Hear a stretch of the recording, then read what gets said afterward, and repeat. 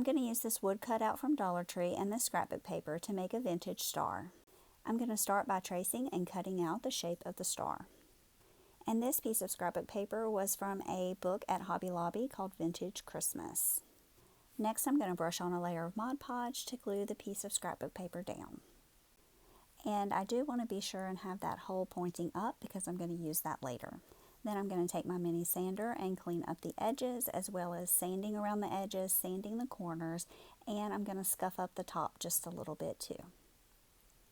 Next, I'm going to use this Tim Holtz Distress ink in the color Walnut Stain. I'm going to rub it around the edges, and I'm going to go a little heavier on those corners.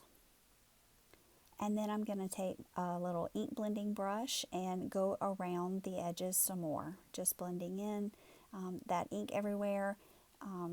And then I'm going to rub it on just in some random places on the top of the star, and then I'm going to cover that with a layer of Mod Podge to seal it in.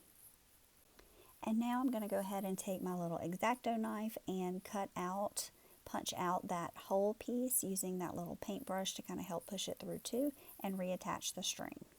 I have some cedar branches here from a pick at Hobby Lobby, and I'm going to rub on some of this antique wax to make them look just a little more natural and kind of tone them down a little bit. I'm also going to cover those berries on there because I'd rather them be a little more brown than gray. And to me, this just looks more realistic. And while I had that antique wax out, I just couldn't help myself, so I went ahead and put some on those corners to make them look a little more aged. Now I'm ready to make my bow, and this one's going to have a lot of layers, so I definitely want to use my bow dabber here to help me hold those pieces. I have some 5-inch burlap squares, and I'm going to add in those cedar branches that I worked on before. Normally I put my green on and then the bow on top, but this time I'm going to see how I like it mixed in the bow, and then I'm going to cover it with that other square of burlap. And after I finished making the bow, I did wish it was a little bigger, so 6 inches might work better.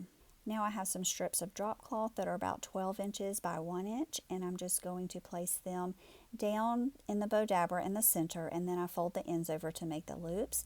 And for the first one, I put the ends at the bottom, and then I put the ends for the second one at the top. And then I have this black and tan fabric that I'm going to use for my colored piece. And guys, I had no idea whenever I put this shirt on this morning that I was going to be using this fabric. I didn't even realize it until I saw it on camera. So that's kind of funny. But anyways, I'm putting in a couple layers of that here. I have these strips of lace that are about 5 or 6 inches that I'm going to lay in like an X. Putting in some more of that black and tan checked fabric.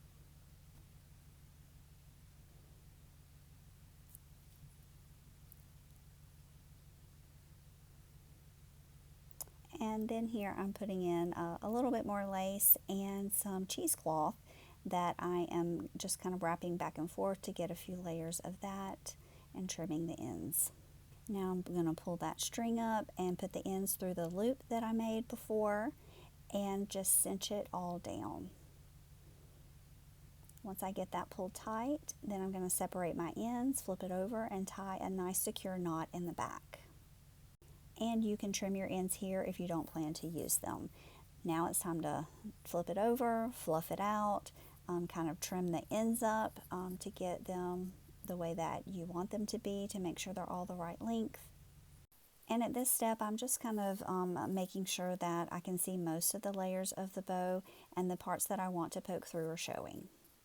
I'm going to use some hot glue to attach the bow to the star, and then I'm going to get to work on these bells that I got at Hobby Lobby. I want them to look a little bit rusty, so I'm going to go ahead and paint them with a layer of Mod Podge, then sprinkle on some cinnamon and cover them with another layer of Mod Podge on top. Then I'm going to tie on a loop of jute string to each one. I'm going to kind of make one a little shorter than the other.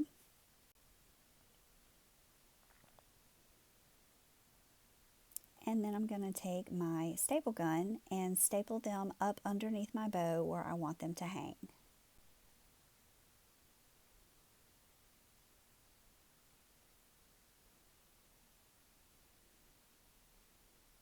And you can see that one was a little tricky, and I'm going to go ahead and staple my bow down too.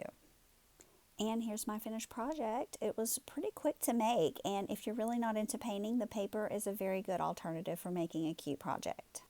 Thanks so much for hanging out with me for a few minutes, and I really hope it inspired you to get a little crafty.